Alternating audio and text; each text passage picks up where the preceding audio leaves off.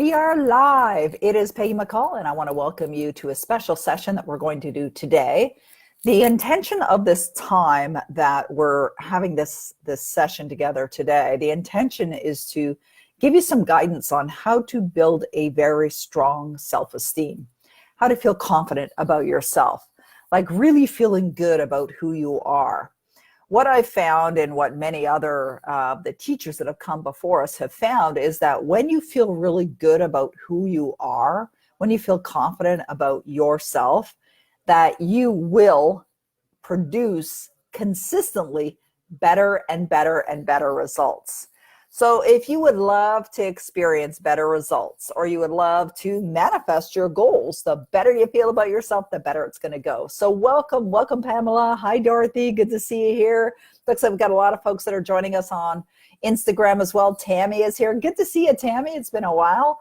And whether you're here watching this live, because what we do when we do these live events is we do record them, we do post them, is I want to give you some guidelines that you can also follow along with or implement after we get off this call together. So hi, Deanna, good to see you here. So what I'm going to do is I'm going to give you these guidelines through this 30-minute. Hi, Amy, nice to see you as well. Through this 30-minute time that we have together, I'll give you these guidelines, but also, hey, Pregason, good to see you as well. Giselle is here, wonderful. Francesca, thank you, welcome, welcome. But I'm also going to address some questions that have been asked. So before I get to the questions, though, because we've had 3 questions that were submitted in advance, and I'll answer those in a moment, I do want to talk about self-esteem and confidence and what it really is and why it's so essential that it is something that when we work on, that it can consistently produce better and better results. So one of the things that I found as a very simple process, and if you know anything about me, you know that I'm totally into simplicity. And I also believe that manifesting anything that you want in your life, like really living a fulfilled dream kind of life, is simple. But what happens is we think it's more complicated, or we don't even understand that it's simple, or don't believe that it's simple. We get in our own way. So I'm really here to help you get out of your own way. My desire is to give you more suggestions that can help you get better and better and better at whatever it is that you're doing, because that's what we're designed for, is to get better and better and better, and to produce better results, and to live in a more fulfillment, or for a more fulfilled life in a fulfilled kind of way. And so I have worked with many people that have had self-esteem issues, and their self-esteem would manifest, or low self-esteem would manifest in many ways. It would manifest in destructive behavior, drinking, drugs, abusive kind of behavior. And that is always a sure sign of somebody who is insecure, is when someone is being abusive, either abusive to themselves or abusive to others, or perhaps even both. And very likely it's going to be both, because people that are insecure have a tendency to do that, to be abusive. Not that they want to, and very likely they know in their heart that it's not the right thing to do. It's not the way you want to be, but they do it because they're insecure, because they're afraid, because they're whatever, they're just living in a very challenging place. And so it's not that we have to spend, years and years and years analyzing that, like analyzing why we are the way that we are. What's important is to make decisions on what is it that we'd like to produce now, going forward in our life. That's what we're going to focus on. So regardless of what's happened in the past, whether you've had that experience of feeling insecure, feeling like you had no will to live, and I was there. I was absolutely there. Feeling that insecurity, feeling that lack of fulfillment, that sense of struggle, continual struggle. It's not a wonderful place to live. It's very emotionally painful. And this is also something that we don't see necessarily physically, the wounds that we've made on ourselves by being abusive, or we don't physically see the wounds that may have caused other people as well from our abusive behavior. But yet it always reveals itself. And what do I mean by it always reveals itself?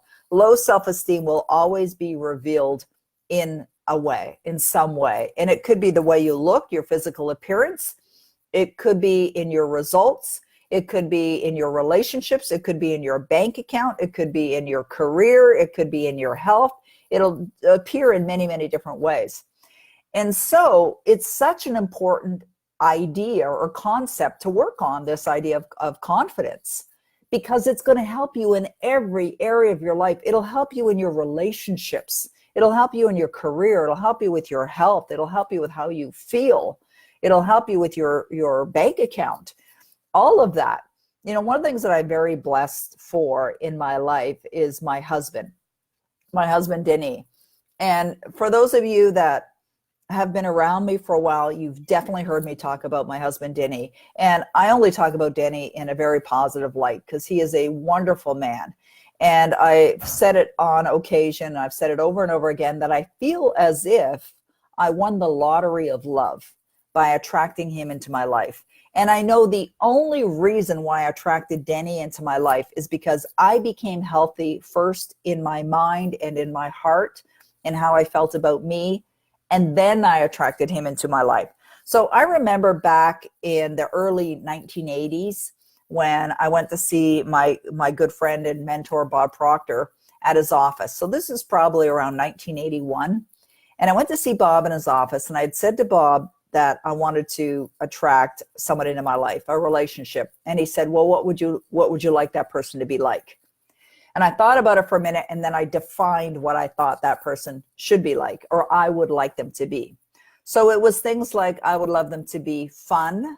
I'd love them to be happy. I'd love them to be respectful. I'd love them to be a committed individual who's committed to our relationship.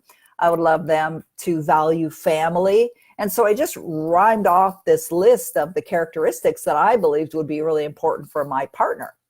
And Bob listened, sat back and listened, as he often does in his wonderful style. And he waited until I finished, and he just sat back and he contemplated that for a moment. And he said, I want to ask you a question.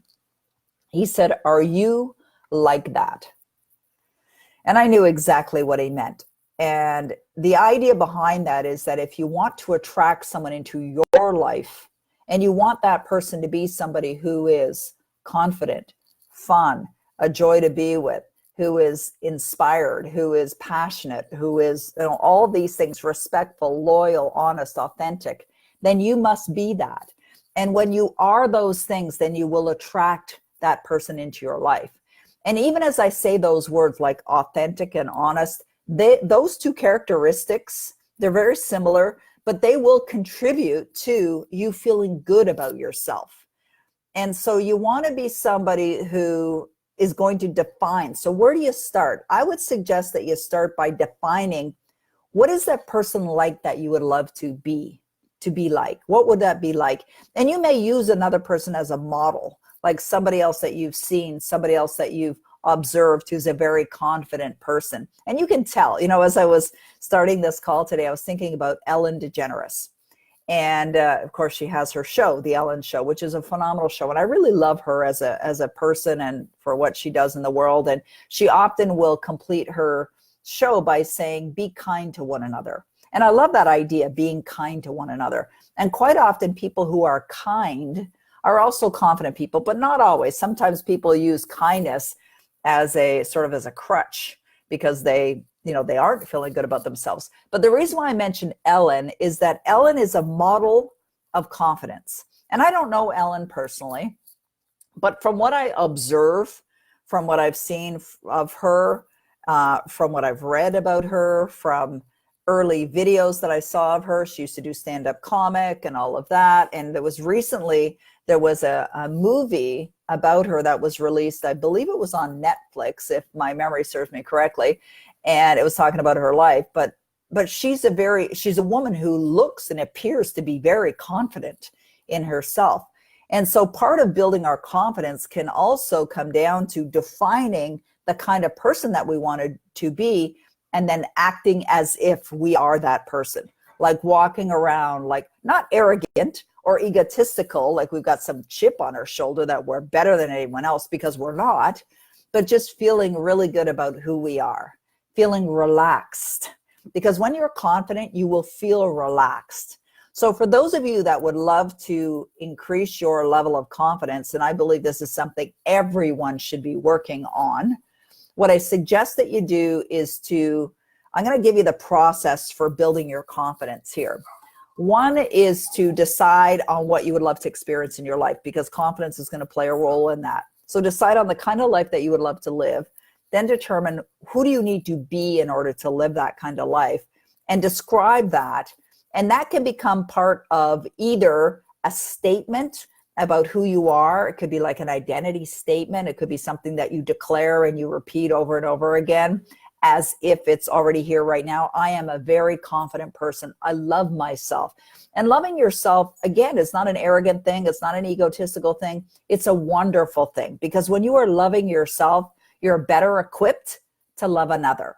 Let me repeat that. When you are loving yourself, you are better equipped to love another. So the more we're working on loving ourselves, the more we're going to attract this kind of person into our life. So when I think about Denis, I'd mentioned my husband. When I had decided a number of years ago that it was time for me to attract that wonderful person in my life, I thought back to the conversation that I had with Bob Proctor many years ago, where Bob had asked me, he said, so what is that person like? And so I thought about, well, what would I love to be experiencing in my relationship today? And I determined what that would be like, what it would feel like, which is more important. And then I decided, okay, this is what that person's going to be like. They're going to be someone of integrity, someone who's confident in who he is, because I know what it's like to be around people who are insecure. It's not fun. It's not a lot of fun for anyone. So the more you can build your own confidence, the better you're going to feel. And then I just started to imagine what it would feel like to be in that relationship. And then I attract Denny in my life. And I'm so grateful for him. I appreciate him. One time we were doing, we're just having a conversation, Denny and I asked them, I said, honey, I have a question for you. I said, what is it that you love most about me? And I was curious because someone had asked me that question. What does your husband love most about you? And it's like, I don't know. And so I thought, I'll ask Denny, what is it that you love most about me? And he sat back and he thought about it. And Denny's a very analytical thinker, so he's not someone to respond just like that. So he's thinking about it and thinking about it. And then he said, well, what I love most about you is how much you appreciate me. And I thought, wow. I thought he was going to say he loved my sense of humor, or he loves my drive, or he loves my, I don't know, whatever, something along those lines. And he said that what he loved most about me is how much I appreciate him. And I believe that appreciation and being in a constant state of gratitude will also improve your confidence. You see, the better we feel in life, it's kind of like there's an invisible string that runs through all of our emotions. So if we think about our emotions like happiness, faith, love, confidence, worthiness, all of these different emotions, we think about those. When we raise up the bar on any of them, it automatically raises our other areas. So if we're feeling more loving and we're being more loving and we're feeling like we're just really giving and expressing love in every area, well, that is going to cause us to feel better about who we are. So that is something that you can do. Now, another thing that I've done in the past, two other things I want to talk about in a moment. Thanks, Alicia, that I want to talk about, and then I'm going to get to some questions and answer them today. There's two other things that I've done that have helped with my feeling good about who I am, confidence, because that was really the topic of today. We're going to do another one of these live events in a couple days, I believe at 4:00 in the afternoon, and we're going to focus on earning money. So that's the next topic that we're doing. Today is about confidence. So two things that I did was I created something called an identity board. And I don't have it here with me. I'm in Florida right now. And it's something you can do with your kids. Alicia, you might want to do this with your kids before, and I'm sure you've heard me talk about it in other programs because Alicia's been with me for a number of years. And so an identity board it's like a Bristol board, a giant piece of a cardboard kind of thing, a Bristol board that you can get at any of the Office Depot stores. And what I did was I got a couple of them. I went to the store and got a couple of these. I put my picture in the middle and I said, who is this woman anyway? And then I just wrote out all these words: courageous, determined, kind, appreciative, grateful, successful, loved, loving. And I just wrote all these humorous and playful, fun. I think I said those already. And I wrote all these words and put them all around my picture. And I printed them in different color font, and I cut them out and I put them on this Bristol board, and I put it right beside my bed. So the first thing that I'd see when I woke up in the morning was my identity board that said, who is this woman anyway? So it was a wonderful reminder to be those things, to be that woman, to be that person. And when it's in front of your face, you'll tend to see it more and more and more and more and more. Thank you, Amy. You'll see it more and more often. And then at nighttime, when I'd go to bed, I would intentionally stare at it and be one with my identity board, just saying, is this who I was today? Is this who I was today? And if I wasn't, if I was acting like an idiot or whatever during the day, it's like, it is what it is. And that's another thing that actually helps with your confidence. If you found that in the past, you've done some things that weren't, I don't know, the smartest thing or the brightest decision, let it go. It's in the past. Learn from it. What can you harvest the good from the experience, learn from it, and move forward. Because there's not a lot you can do about what happened yesterday or in the past, but you can choose to feel differently about it.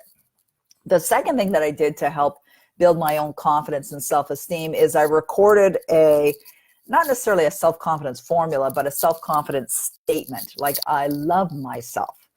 I really appreciate who I am. I feel good about myself. And I wasn't saying things about my characteristics of my physical body or anything, just talk about how I felt. Like, I feel good. I feel really good about my life. I feel good about life in general. I feel good about myself. I'm confident in who I am. I love myself. I appreciate myself. I love others.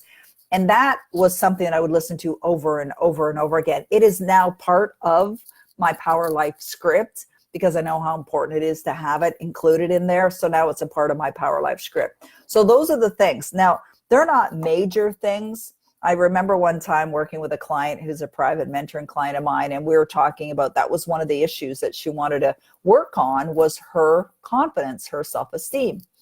And I was giving her some suggestions for how she could do it. Another way to increase your self-confidence is by taking action, by doing things. That'll increase your self-confidence. Another way to increase your self-confidence is by treating others the way you would want to be treated. Another way to build your self-confidence is by following through with what you say you're going to do. That's a big one, like being a person of your word. So if you said, hey, I'm going to send you that book, you send the book. If you say, I'm going to be at your place tomorrow morning at 9 o'clock to pick you up, you be at that person's place at 5 to 9, not 9 o'clock, early, a little bit early. If you say you're going to send them something via email, that you send it via email. And if you didn't do what you said you were going to do, apologize, right? These are all simple things. But that's what a confident person would be. Like when I look at my husband and how confident he is, like Denny is a very confident guy. And one of the blessings of being married to a wonderful, confident person is that there's no stuff, right? I'm not having to deal with emotions or, emotions, yes, but I mean, really challenging emotions. He's so easygoing. And I really love that. I love that about him as well as many other things. So there's a lot of different things that you can do, little things to build your self-confidence, but it really comes down to how are you feeling about who you are? And if you've done things in the past that haven't been, nice to other people, then just start now. Do things now that can be kind to other people as well. Thank you. All right. Good to see you guys here. Hey, Micheline. Thank you. Micheline says you should feel good. You've worked so hard to get to where you are. You're wonderful. And so are you. You're such a wonderful person and such a great friend. I really appreciate you. All right. So let me go to the questions. We've got a number of questions that came in and I want to address these. These are not necessarily questions that are related to self-esteem, but nonetheless, they're wonderful questions. I definitely want to cover them. So the first one is from, I'm not sure what the name is, but it looks like Obed Perez. And I hope I'm saying the name properly. And if not, I apologize. So here's the first question. Oh, great. Amy, I'm going to get to your question. Amy Nicholas is asking, What would you say self-esteem has to do with money? I'm going to talk about that in a moment. Thank you for asking. So I'm going to address these 3 questions, and I'm going to come back to your question. Celine, don't let me forget Amy's question. It's such a great one. Okay, so the question is, hi, Peggy, here's my question. I'm studying dentistry and have to get my own patients for school. Sometimes it seems hard to get the right people. How can I attract the perfect clients? Okay, so number 1 is to stop saying it's hard, number 1. Because if you think it is, it is. If you think it's not, it's not. If you say it's easy to get clients, and I would think it would be easy to get clients, because if you're getting clients at your dentistry school, it means they don't have to pay for dentist work, and it's saving them money. So it's good for them, good for you as well. I would just start asking people. You're on social media, obviously. I would start asking people through social media. Let them know where you're located and that you're available to take on some clients. All right, so that's what I would suggest with that. And see it as being easy. See the outcome as you desire. See the number of clients that you have, or the number of patients that you have. See it in advance. Okay, Elisa Brown says, thank you, Peggy, for all you do. It's helping me immensely. Can you please talk about how to live abundantly? For example, wanting to renovate the kitchen that is not that old, while being mindful of the planet and being conscious of wastefulness. Waste not, want not was ingrained into me as a child. Thank you. Yeah, me too. I totally get that. Okay, so what you could do is just repurpose it. So we were recently at a friend's house, and their kitchen, it was a new kitchen that they had. And I said, oh, I really like your kitchen. And they said that they did the entire kitchen for, I don't know, something like $1,000. And it was like, whoa, these are like oak cabinets. How were you able to do your kitchen for $1,000? And they said that they had renovated, or a friend of theirs was renovating their kitchen, and they were throwing out the cupboards, kind of like what you're talking about here. They're not that bad, but they just wanted a new kitchen.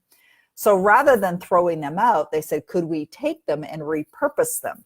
So they repurposed them and put them in their kitchen. So their kitchen looks great. Another thing that you can do is, there's a number of places online, especially on Facebook community groups, where you could go on there and just say, I know I'm giving away these cabinets, and they could be used in a garage, they could be used in someone's basement, they could be used in a shed, they could be used in someone's kitchen, and if someone wants to use them, I'm certain there's somebody who would love to have them. And that would be a very, kind thing to do, is to give them away to someone else. So that's what I would recommend. Find someone that you can give them to. And I understand about the waste not, want not. It really comes down to just looking at it a little differently. And there was a quote by Wayne Dyer that says, when you change the way you look at things, the things you look at change. And so in this particular case, I think it's more of a perception thing. And I was raised in the same area, or the same idea. And so I would just post online at one of these community groups that you have these cabinets available, give them away, and then you'll be able to build your new kitchen. Okay. Vladimir is asking the question, how can I be unconditionally self-confident, to have a strong, extreme, humble, grateful, divine self-confidence that is constant and depends on nothing or no one? I would declare it. Just declare it and start to believe it. Like, declare it and say it over and over again. We recently released this product called Mini Power Scripts. And Mini Power Scripts are literally these little small statements that I repeat over and over and over again. And so they're about a minute long, but you could repeat them when you're listening to them as well. So it'd be something like, you are a confident person. You love yourself. You appreciate yourself. And then it goes on. You are a confident person. You love yourself. You appreciate yourself. And the reason behind that is, this is exactly, precisely the way to change your belief systems, is through space-time repetition of another idea that's going to support what it is that you want. So Vladimir, you've written here, to have a strong, just change the words there. I am a strong, extreme, humble, grateful, divine, self-confident person who, feels really good about who I am. And then you repeat that over and over again. And one of the best things you can do is do that affirmation looking in the mirror. And I remember back in the 80s when I first started studying Louise Hay, and Louise Hay would talk about mirror work. And one of the things that Louise Hay recommended that you do in front of the mirror is, you look in the mirror and you look at yourself eye to eye, and you just say, I love you. I love you. I love you. And I remember when I first learned about that exercise, and I thought, wow, that's a little bizarre. And so I came back home and I looked in the mirror, and I was I love you. It felt very weird, very uncomfortable. And so and of course it might feel uncomfortable in the beginning, but over time it didn't feel uncomfortable anymore. It felt great. So do that, create an affirmation that you can say, do it in the mirror, do it every day. Do it in the morning if you want, do it at night. The best time to do it is in the morning and at night, especially when you go to bed, and or get one of the mini power scripts and listen to the ones that I've created as well. You can see those at minipowerscripts.com. Okay, Amy says, how would you say self-confidence has to do with money? I think it has everything to do with the money, everything to do with money. And the reason for that is because your earnings, not always, but the majority of the time, are tied to how you feel about yourself. Well, how you feel about yourself is your confidence. And so when we think about confidence, it's also tied to what you think you're worth. What is your worth? What value are you bringing to the world? Well, if you're a confident person, you know you have great value that you're bringing to the world, right? And when we look at people that are very successful in whatever field that they're in, they are typically, not all, but most of the time, they're very confident people. And I'm going to share a story with you. Back in 1999, I was a vice president of a .com company, and we had offices all over the world. And part of my role as vice president of corporate development of this .com company was that I had created a goal system for this organization. And the goal system I called COGS, Corporate Outcome Goal System. And I had actually had software designed where we could enter in what the deliverables were for every employee, which was tracked to the higher end deliverables for the executives. And so that anyone in the corporation could see what everyone was working on. And we could also, it gave everyone clarity on how their role was contributing to the overall success of the company. So it provided this visibility within the company for everyone to honor and respect what we are all doing, each individual, and to see how we're all contributing, for each employee to have an understanding of what their role was and what they were responsible for. And what I did was I tied a compensation plan to the outcome goal system. And therefore, you had a salary, and then every employee, including the receptionist, had an opportunity to earn more money, to earn a bonus. We called them bonuses, and they were based on performance. Now, if you were performing at level of expected, you got your salary. But for those that went a little bit above and beyond, they got a little bit more. And those that went a lot above and beyond, they got a lot more. And what was interesting, when we implemented this new system, this new compensation plan, my thinking was, the employees should just lap this up. They should be loving this. And the reason why I felt they would be loving it is because it gave them an opportunity to earn more money based on work that they were doing. Because previously, if you had half a dozen people in the company that were really doing well and kicking butt and contributing way above and beyond what they were supposed to, they wouldn't be compensated any other way. So I thought, well, this gives everyone an opportunity to go above and beyond. So we got to a point where we estimated these bonuses every quarter. So we got to the end of the quarter, and of course, all the reports were constantly submitted. So it was easy to see, if anyone had overachieved or underachieved or wherever they were. And it was great. The managers, the directors, the VPs, they loved it. And so we got to the end of the quarter, and we realized there was only a few, like a handful of bonuses to be paid out, and out of hundreds of employees. And so I was flying to London, England with the president of the company. We're going to a meeting over there, and we're on the plane, and I was looking at the reports. I had a spreadsheet, and I was looking at the reports on who had earned bonuses. And I was really kind of surprised that not more people had earned more money. And I turned to the president and the CEO, and I said to him, I said, why do you think that is? Everyone had the opportunity to earn more. And it's just like life. Everyone has an opportunity to earn more. Why are more people not doing it? And he said, his answer was one word.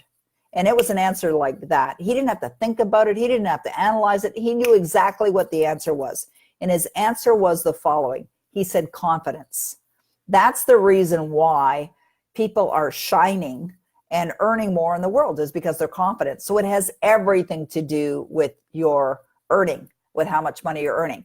So if you've been working on it and you're not yet seeing the result of it, well, there might be, maybe a little bit of refinement, or just maybe a period of time before you'll start to see the evidence of it in physical form. It's like Bob Proctor will often say that when anyone is ever considering working for his company, he asks them this question. He says, what's the most amount of money you've ever earned in your life? And they'll give them a number. Let's say the most amount of money that they've ever earned is $100,000. And he said, I don't ask them because I'm nosy, because I want to know what they've earned. He says, I'm asking them that question because I want to know what they think they are worth. Right? So Amy, that's really what it is. What do you think you're worth? So what you're earning is what you think you're worth. And if you're not currently earning what you think you're worth, well, you will be when you get a hold of that idea and own it as your own. And again, none of this confidence issue has anything to do with arrogance or egotistical. And quite often confidence is shown as a quiet confidence, as someone who is just, they appear strong, steady, relaxed. Okay, a bunch more questions have come in. Thank you, Celine, for posting them all in our little chat box here. So the next question that has come in is a question from Sabby. That's a nice name. I like that. Okay, so Sabby says, hi, Peggy. Can you help me imagine my kids losing weight? They're quite heavy. I can't align. Okay, great. Well, it's interesting that you asked that question, because people often ask me about when they're doing their Power Life script, if they should include their kids or their spouse or other people in their life, their boss or whatever. It's like, yes. Can you have an influence over them? To some degree, it's still energy and motion, but they have to want to do it. So your kids have to want to release the weight. Your kids have to want to be at their ideal weight. And so you can give them some guidance, tell them how much they're loved, or perhaps help them with some suggestions and a better eating plan or some exercise or whatever, but they really have to want it. And if they don't want it, it's not going to happen. So in order to get them to want it is by just asking them, is this something that they want? And if so, well, why? And the why is often the big driver. That's the leverage that people have on themselves, is when they say, well, the reason why is because I just want to have more energy for doing the things that I love to do, or I want to feel better about who I am, or I want to look better, or whatever it is. Get them to the point of sharing with you what their why is, and I know that'll make a big difference as well. And then let them know you're there to help them and support them in any way that you can. One of the URLs that I own, URL's a web address, and I have close to 700 of them. One of the ones that I own is a URL that goes like this: See Thin, Be Thin. See Thin, Be Thin. Now, if you type that in, it'll probably just take you to the front page of my website. But the idea behind it is based on how you see yourself is how you're going to show up in the world, right? And so if they have photos of themselves being slimmer than, or in their ideal weight, they can put those on mirrors or on the refrigerator or whatever. Or if they, there's a particular size or not shape, but weight that they're looking to be at. And I've done this myself as well. You can take magazines and cut out the photo of the body and put your head on it. Take a photo of yourself and put your head on that body. I remember back in, oh my goodness, this was probably the late 80s. And there was a catalog that I used to get back then called Victoria's Secret. And you're probably aware of it. Many of you, I'm sure, are aware of it. And it's mostly lingerie. They have clothing as well, and nightwear and things like that. And I remember cutting out a photo for my vision board of one of their models, and I put my head on her body. And I remember seeing that every day on my vision board, my identity board. I mean, my house was just covered with all this stuff. And so I'd see myself with my head on top of this slim, hot looking body. So the idea behind See Thin, Be Thin is that you see yourself in your mind's eye the way you want to be. So even when you're standing in front of the mirror and you're not the size that you want to be, or you're not the shape, you can actually just like even touch your body and go like, wow, like I love how slim I am. I love how I'm in such great shape. And you see it as you want it to be. And that's the same thing for manifesting anything in your life. It's like Neville Goddard says, deny the evidence of the senses. Same thing with the physical body. You don't see yourself as that overweight person or as the person that's not in the shape that you like to be. You see yourself as you want to be and deny the evidence of the senses. So you don't get on the scale. I remember one time Sandy Gallagher talking about Proctor about this weight issue. And she said something about getting on the scale. Bob says, why? Why would you bother getting on the scale? Just see yourself at your ideal weight. And she's like, oh my God, yes, of course. And what I've seen a number of other people do is they'll take like their ideal weight. So whatever that number is, you write your ideal weight on a little piece of paper and tape it to your scale. So when you get on the scale, what you see is the weight that you would love to be seeing, not the weight that's actually there.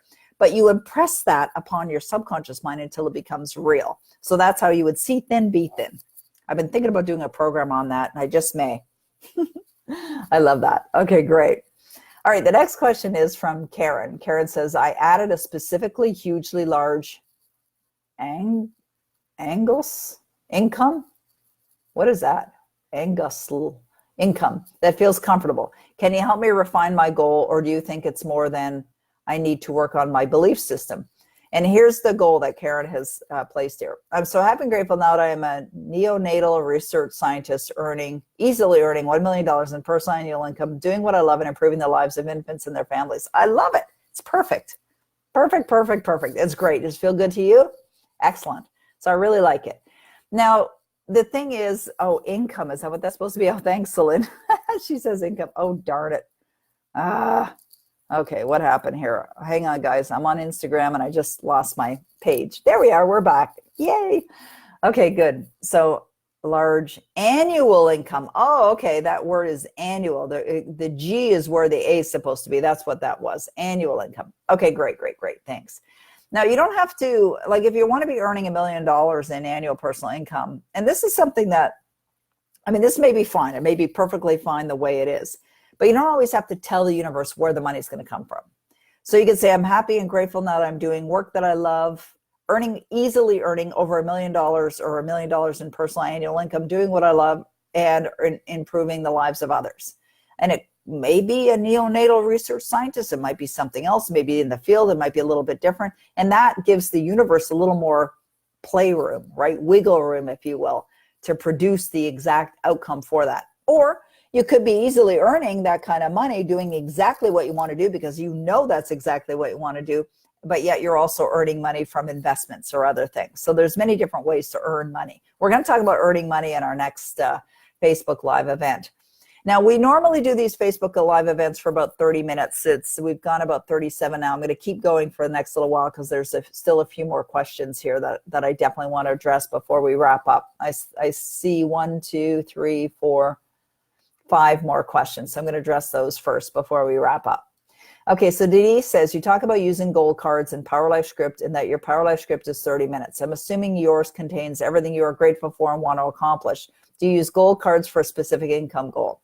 So first of all, my Power Life Script is not everything I want to accomplish. It's written as if I've already accomplished it. Just want to make that distinction. I know you know what it means, but just for everyone else that's listening. So a Power Life Script is I'm already living that life. It's now. It's already here right now. And yes, of course, it's things that I love and desire to experience, but I write my Power Life Script as if it's already done and I'm experiencing it right now.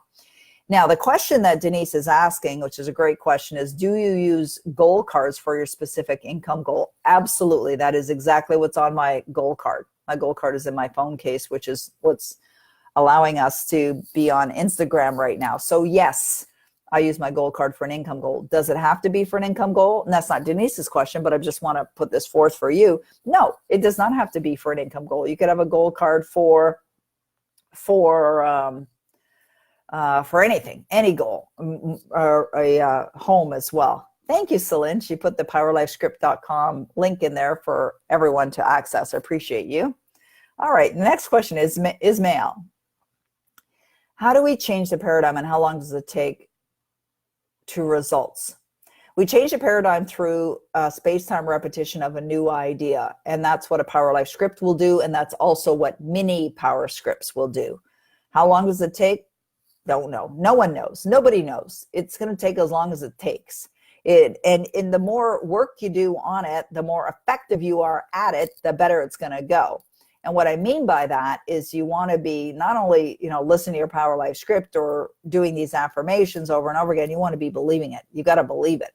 And you get to a point of believing it through the repetition of hearing it over and over and over again. Whether you're hearing it, writing it, saying it, whatever you're doing, that's the method of changing it. So, oh, darn, it's going to take some time. It definitely is going to take some time.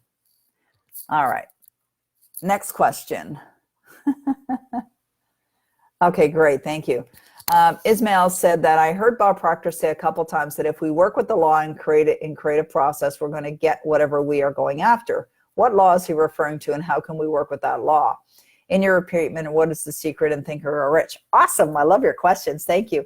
So what laws Bob Proctor is talking about are the laws of the universe, the universal laws.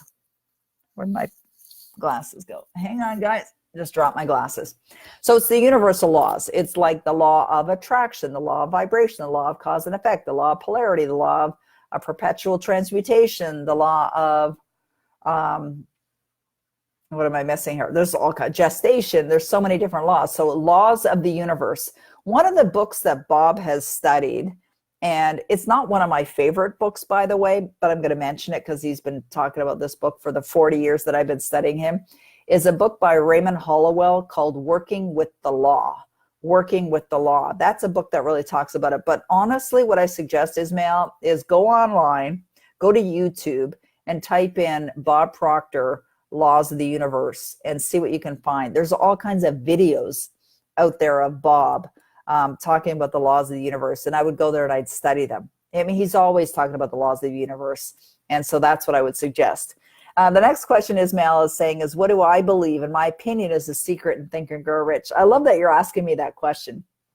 And it's interesting because if anyone has ever read Think and Grow Rich, it says right in the beginning of the book, Think and Grow Rich, that there is a secret in here that when you discover it, it's going to unlock everything, all the gold in the world kind of thing. That's not what he says, but that's the idea behind it. It's like the secret to everything that you ever desire. And I believe, in my opinion, what I believe that secret is having a burning desire. That's what I think it is. Now, you could probably ask a dozen people, and you may get some others saying it's a burning desire. You might get some others saying it's something else. And I think that it's left that way on purpose for people to figure it out for themselves what they think it is. And I really believe it's burning desire. And I've talked to a number of other people, some of my peers and other folks that have business partners and things like that. And they've said the same thing. They believe that's what it is. And so burning desire. All right. Well, we're going to call it a wrap today. We are back together again. Yes. Hey, Peggy, will you be at Paradigm Shift? Absolutely. I'm going to be at Paradigm Shift. I'll be speaking there as well. I'm actually having lunch with Bob tomorrow. So yes, I'm definitely going to be in LA at Paradigm Shift. I have a table as well. I've got some guests coming, and I'll also be speaking there. So I look forward to seeing you there. That'll be fun. So we're going to do another call. Mark your calendars. Oh, thank you, Celine. Yeah, we're doing Masters Manifesting here in Florida. I would love for you to come to my event. I'm doing it with Phil Goldfine here in Florida. Go to mastersmanifesting.com and you'll see it there. And we're back together again on Thursday. So in 2 days from now at 4 o'clock Eastern, mark down your agenda. And we're going to be doing another session. And this session is going to be a lot of fun, like all of them. And we're going to talk about earning money. Okay, one of my favorite subjects, earning money. So that's Thursday at 4 o'clock.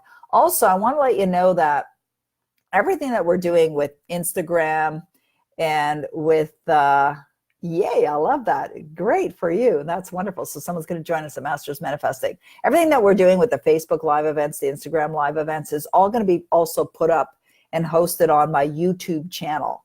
So if you go to youtube.com/Peggy McColl, you'll see I have a YouTube channel there. There's a lot of great content there. Celine and Eric have organized it phenomenally well. All of the live events are there. Some other things that are there. My morning manifestation videos are all there. Special webinars that I've done are all there. It's all free content.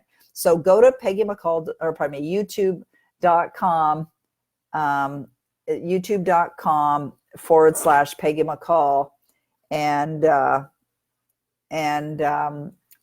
you'll see my videos there, including the one from today. So we're going to be back on Thursday. Come on back. I'll address more questions at that time and be with you again for, I'll make it an hour on Thursday because there seem to be a lot of questions today. I'll make sure that we're on the call for at least an hour on Thursday. Okay, that's it for today. I've got another meeting coming up in about 1 minute. Wonderful to be back with you guys, to be here to serve you. Really appreciate you guys so much. Thank you for the opportunity, and I wish you a wonderful day. All right, see you soon, guys. Thanks so much.